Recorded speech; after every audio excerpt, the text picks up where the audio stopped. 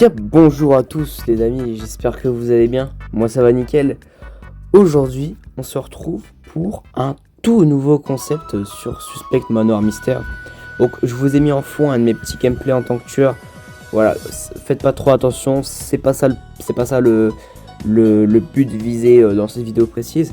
Mais si vous avez cliqué sur la vidéo, c'est que vous êtes intéressé par rapport à un tuto sur l'hôtel, la map que tout le monde trouve très compliquée à gagner en tant que tueur sur le jeu.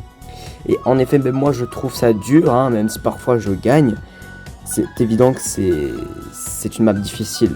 Alors, avant de commencer ce tuto, on va revoir un peu pourquoi cette map elle est difficile. Tout simplement, en fait, il y a 3 étages. Et donc du coup, dans ces 3 étages, ils sont vraiment, chaque étage est quand même assez compacté. Il y a beaucoup de murs qui fait que les zones sont compactées. Alors vous allez me dire, mais qu'est-ce qu'il me raconte, c'est compacté alors qu'on peut très bien marcher sans être trop serré non plus. Je vais vous dire, en fait, c'est tellement compacté ces étages qu'un invité, quand il passe, il peut voir du mur du bas jusqu'au mur du haut de l'étage. Ça veut dire qu'il peut vraiment voir assez facilement. C'est pour ça que c'est difficile, parce que tous ces étages ils sont assez compactés, sauf un seul, l'étage numéro 1 ou le rez-de-chaussée. En fait c'est l'étage le moins compacté, le mieux pour faire des kills, parce que les gens ils vont avoir moins de mal avec une vision d'invité de voir un peu les kills quand il n'y a pas les lights. Bien sûr quand il n'y a pas les lights, bien sûr. C'est aussi une map difficile, tout simplement par rapport aux trappes. En fait, comme on le sait, donc il y a une trappe sur le côté droit de l'hôtel, je vais vous l'afficher avec une carte. Voilà, donc il y a 3 trappes ici qui sont reliées. Elles sont très intéressantes pour le détective parce que ça permet de naviguer facilement sur les étages, donc ça c'est très pratique pour le détective. Il y a une trappe à la salière à l'étage 2 qui relie l'empreinte des chaussures à l'étage 3. Pareil, je vous le montre sur la carte avec les points.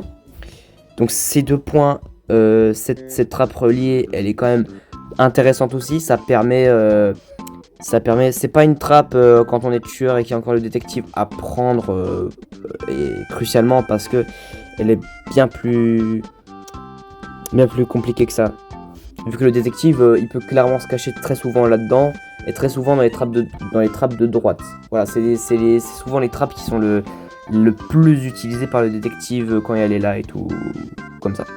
J'ai dit beaucoup le mot trappe. Et la dernière trappe qui est reliée, c'est la trappe de la caméra du 1 qui monte, il me semble, à la photo déchirée, non pas à la photo déchirée, à la canalisation du 2. Pareil, je vous l'affiche. Celle-là, elle est pas si utilisée que ça. C'est pour ça que dans mes vidéos que vous avez déjà vu, où je prends cette trappe là après avoir fait un kill, c'est souvent parce que je sais que le détective, c'est pas la trappe, à part s'il est à côté, qui va prendre en priorité.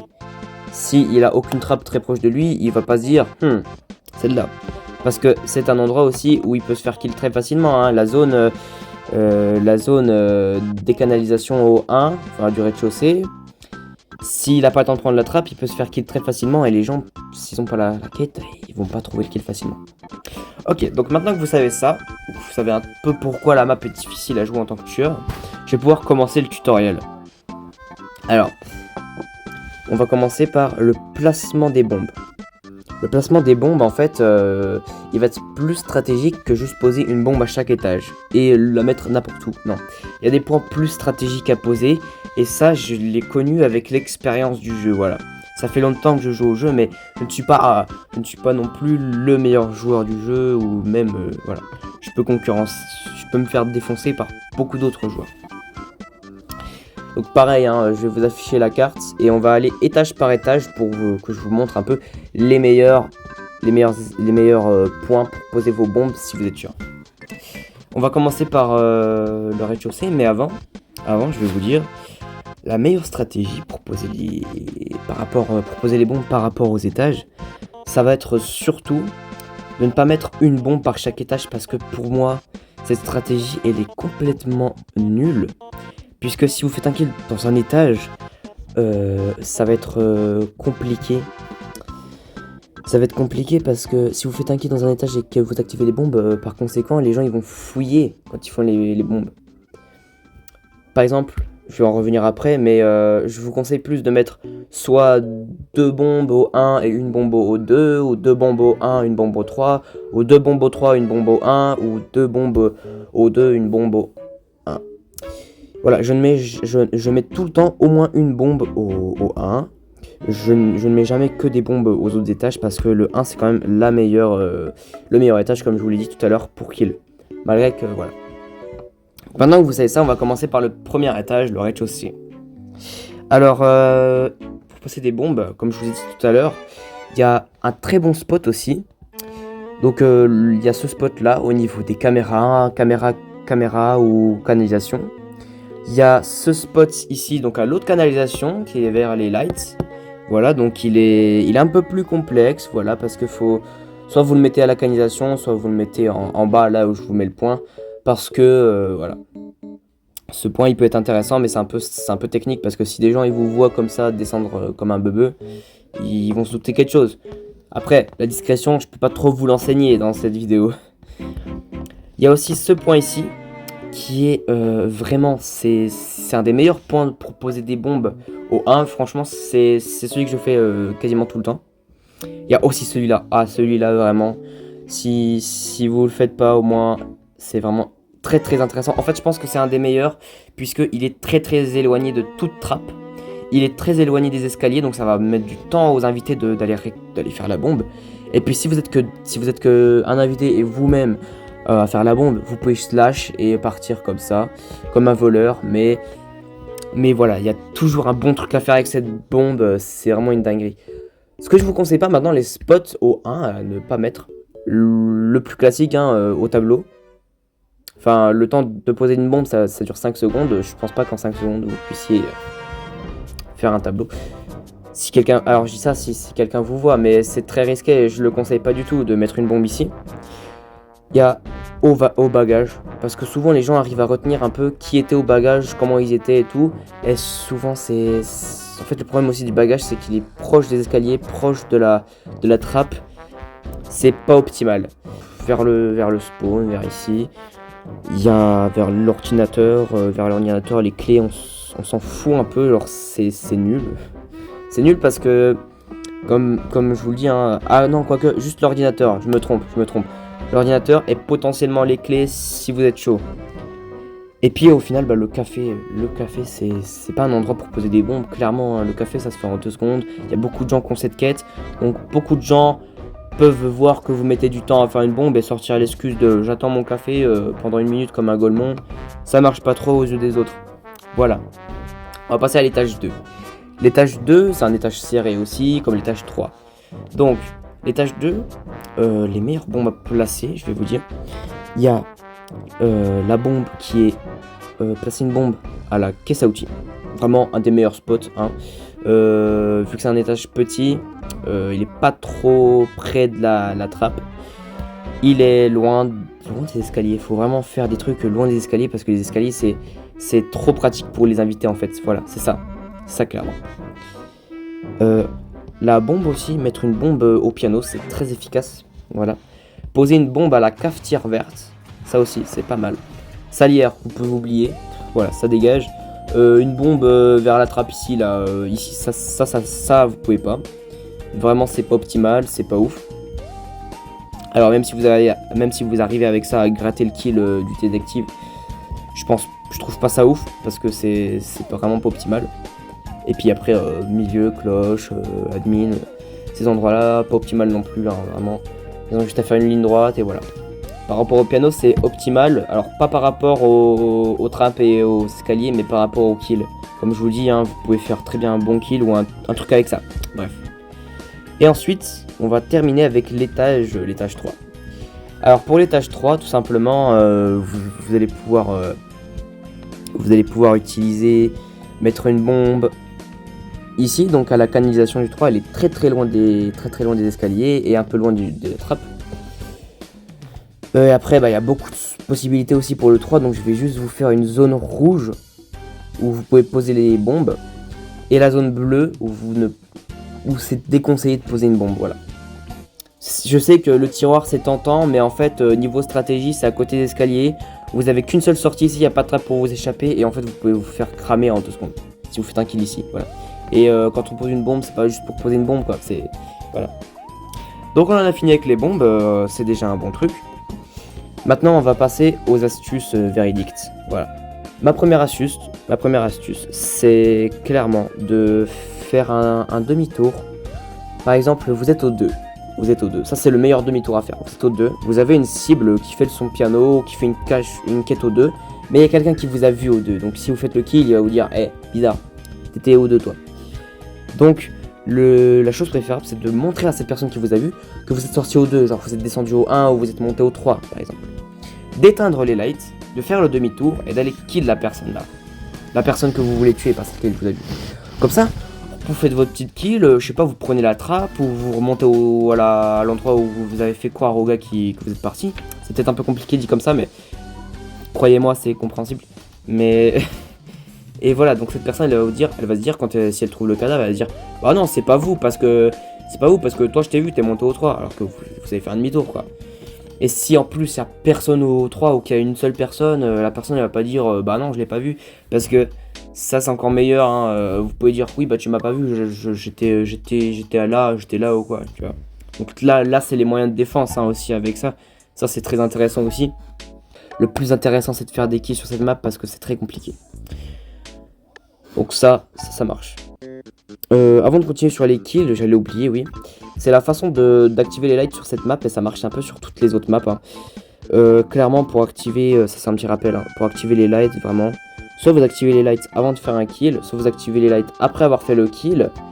Et si quelqu'un vous a cramé, genre vous faites un bad timing, ne prenez pas le réflexe d'activer les lights ou les bombes, ça ne sert à rien. Parce que, imaginons, il n'y a pas d'autres preuves et en fait, vous avez activé les lights, bah les gens ils vont pouvoir se dire, oui bon, on fait un 50-50. Donc ça, vous serez dans la merde. Alors que si vous n'activez pas les lights et que vous avez une bonne défense, ça devrait passer. Et les gens après, bah, forcément, vous serez cuits hein, parce que ils vont vouloir vous voter. Mais là, vous pourrez encore gratter un kill parce que vous n'aurez pas activé les lights. Vous pourrez encore gratter un kill pour aider votre mate. Voilà. Donc on va continuer au niveau des kills. Je suis parti du coq à l'âne. Je vous ai dit en début de vidéo, le rez-de-chaussée, c'est l'étage le moins condensé, le moins dense de murs, de trucs comme ça. Donc c'est l'étage où les gens vont moins vous voir, moins vous cramer, moins distinguer tout le monde. Donc faire des kilos 1, c'est un peu une priorité. Si vous voyez que votre cible elle est au 3, mais que c'est risqué de tuer là, partez, ne tentez pas, même si ça vous fait perdre un peu de temps ou un kill ou quoi, tentez pas. Même si au 2 c'est risqué, tentez pas, descendez au 1. Voyez si vous pouvez tenter un truc. S'il y a 2 personnes, allez. Vous faites genre à la personne qui vous a vu que vous remontez, en fait vous faites la technique du demi-tour. Cette technique là sur cette map, elle est très forte, Vous pouvez faire dans n'importe quel étage. Je dirais peut-être pas trop l'étage 3, oh peut-être, quoique parce que si vous croisez des gens. Prochaine astuce, l'astuce numéro 3, voilà. Donc là, tout simplement ce qu'il faut que vous compreniez, c'est je vous ai dit, les escaliers, c'est l'élément le plus utile des invités, en fait. Faire des kills dans les escaliers, c'est pas très correct, parce que les gens, ils peuvent vous cramer. S'il y a le détective dans les trappes de droite, il peut vous cramer si vous prenez la trappe. Si vous croisez un gars, vous êtes mort. Si vous repartez dans un étage ou quoi. En fait, les escaliers, c'est l'endroit où les gens vous passez le plus. Clairement, voilà. Donc c'est sûr que les escaliers, il faut vraiment éviter de faire un kill. Un double kill, allez, un double kill si c'est pas cramé, si vous avez activé les lights ou quoi, mais ça faut quand même avoir un peu de chance quand même. C'est compliqué ou faut le faire en fin de partie quand il y a beaucoup moins de monde parce qu'en début de game, début de game, mid-game, ça sert à rien de faire un kill au mid. Pas au mid, aux escaliers. Voilà, c'est trop crevant, c'est trop voyant en fait. Le prochain conseil, ce sera par rapport au self-report. Le self-report, ça va être problématique. Faut vraiment pas faire des self-reports qui sont récents. Parce que tout simplement, vu que c'est très condensé, tout le monde peut se voir en fait. Tout le monde peut se save facilement si vous faites un self-report et à la fin, ils peuvent se dire oui, c'est un self-report quoi. Donc ça, à éviter, à part si le kill il date vraiment. Donc là, vous pouvez dire, oui, bah j'étais allé par là, et oh là là, j'ai trouvé le corps. Mais ce n'est pas moi. Voilà, donc ça peut passer, mais il faut vraiment faire attention. Et maintenant, pour clôturer cette vidéo, on va partir sur tous les conseils de cachette quand vous faites un kill.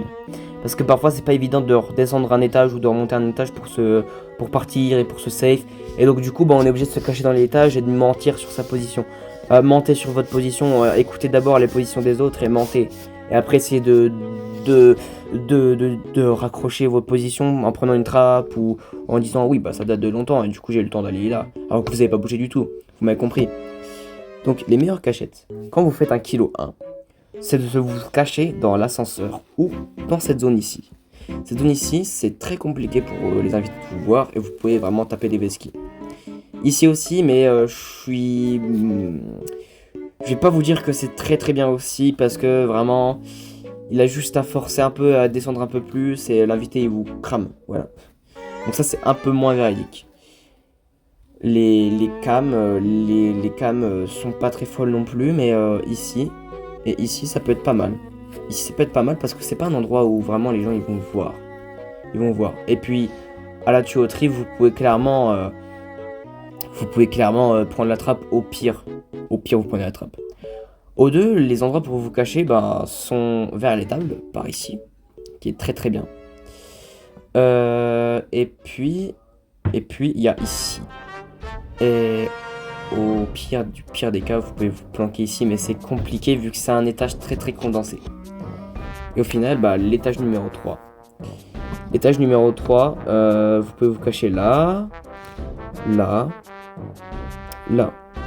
Voilà, il n'y a pas beaucoup de cachettes à l'étage numéro 3 parce que c'est très condensé. Et je l'ai oublié, mais encore pour finir, je vais vous dire, au 3, ne tuez jamais quelqu'un ici, ni même là. Voilà, clairement. Préférez cette zone ici pour tuer.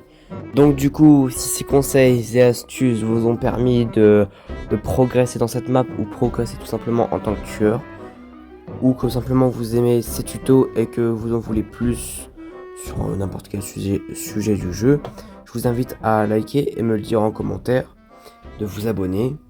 Et sur ce, on se voit ce week-end pour la prochaine vidéo. Ciao ciao.